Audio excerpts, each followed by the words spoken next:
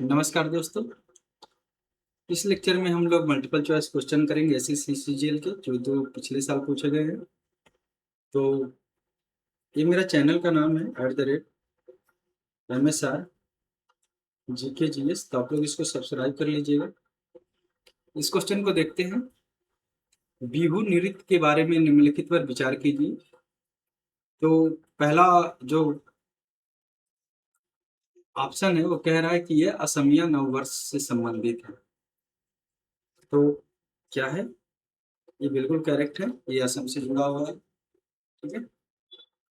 दूसरी चीज है कि कह रहा है कि केवल पुरुषों द्वारा किया जाता है। तो ऐसा कोई बाउंड ऐसा कुछ है नहीं, इसमें कोई भी इन्वॉल्व हो सकता है, मेल फीमेल दोनों लोग मिलकर करते हैं, इसलिए आपका दूसरा गलत है। तो करेक्ट आंसर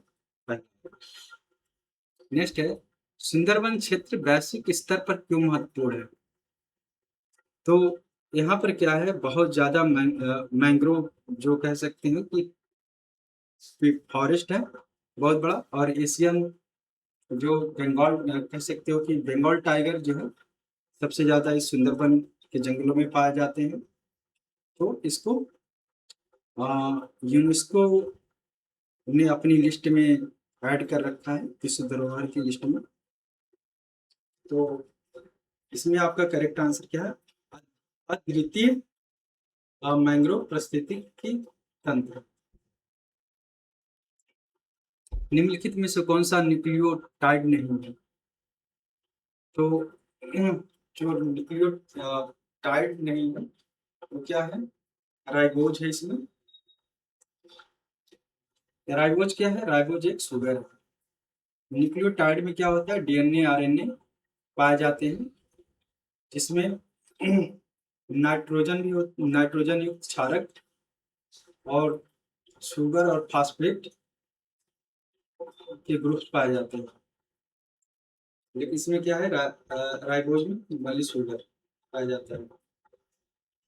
भारत में बॉक्साइट का सबसे बड़ा भंडार किस राज्य में है? ये है गुजरात में। बॉक्साइट किसका ओर है? तो ये है एल्यूमिनियम का। भारतीय संविधान का कौन सा अनुच्छेद राज्य परिषद की स्थापना का प्रावधान करता है?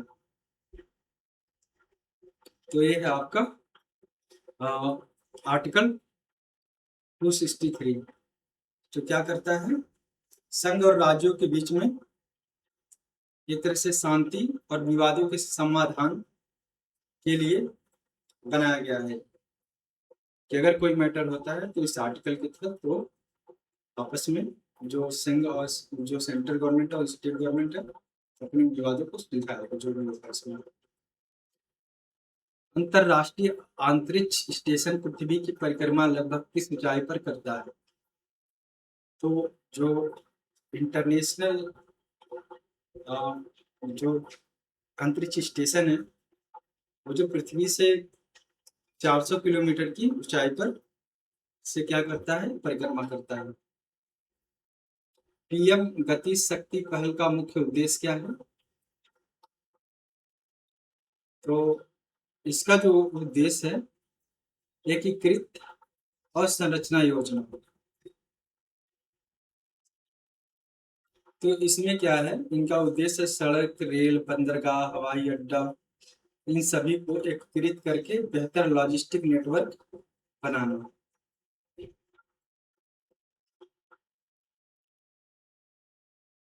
इसमें कह रहा है कि भारत की साक्षरता दर में वृद्धि और प्राथमिक शिक्षा कार्यक्रमों का विस्तार।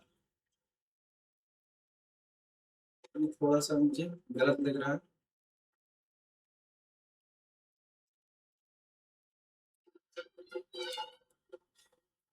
लिस्ट में चलते हैं। वर्ष 2025 में एनडीआरएफ के महानिदेशक के रूप में किसकी नियुक्ति हुई थी? तो ये है जो एक वरिष्ठ आईपीएस अधिकारी जिनका नाम है संजय सिंह, जिनको महानिदेशक के रूप में नियुक्त किया गया था एनडीआरएफ को। तो इसमें क्या है, हाँ, सार्क विकास कोष को औपचारिक रूप से किस शिखर सम्मेलन में प्रारंभ किया गया? तो इसमें है आपका सुरामा शिखर सम्मेलन जो हुआ था, उसमें क्या था, इसको बनाया गया था। ये 2010 में शुरू हुई थी, तो ध्यान रखिएगा आप। श्वेत प्रकाश का उसके घटक रंगों में विभाजन क्या कहलाता है? तो जब व्हाइट लाइट जो होती है वो अलग अलग रंगों में क्या होती है, विभाजित हो जाती है, तो इसको क्या कहते हैं? उसको कहते हैं वर्ण विक्षेपण या डिस्पर्सन कह सकते हो आप, डिस्पर्सन।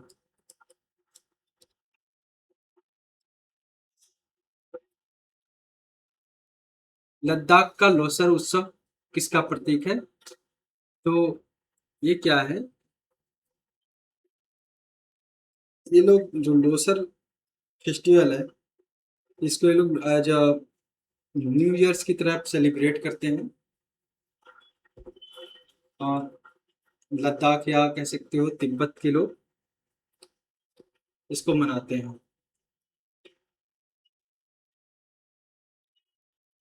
किस हार्मोन को आपातकालीन हार्मोन कहा जाता है? तो जो हार्मोन होता है, एक नाम है जिसका नाम एड्रेनालिन, एड्रेनालिन जो हार्मोन होता है, इसको आपातकालीन हार्मोन के नाम से जाना जाता है। ये तनाव संकट की स्थिति में ये जो हार्मोन है शरीर को लड़ने के लिए तैयार करता है। भारत का पहला चंद्र मिशन कौन सा था?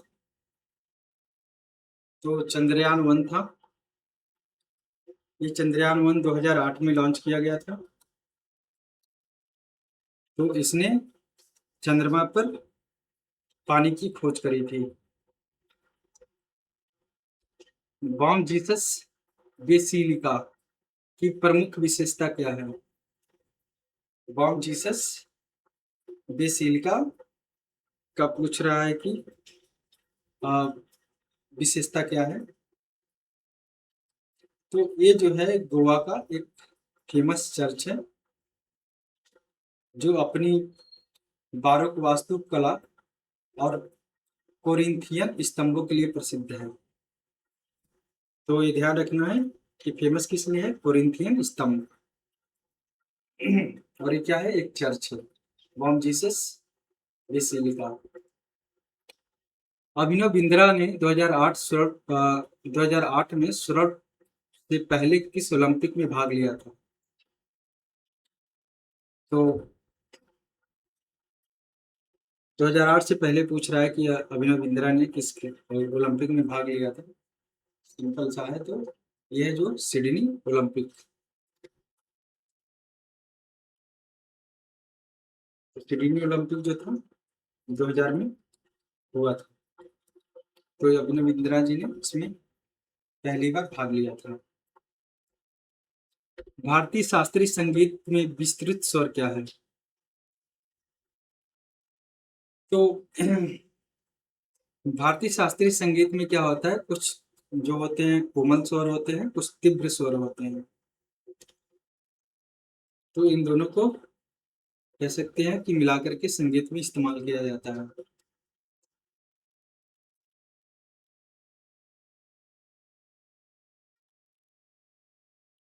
प्राचीन भारत में नकद रूप में वसूले जाने वाले कर को क्या कहा जाता था?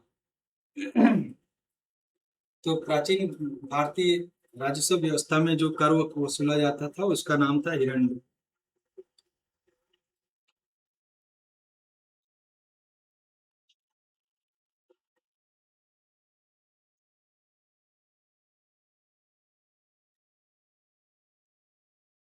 बैडमिंटन में रैली को पुनः खेलने से संबंधित नियम क्या कहलाता है?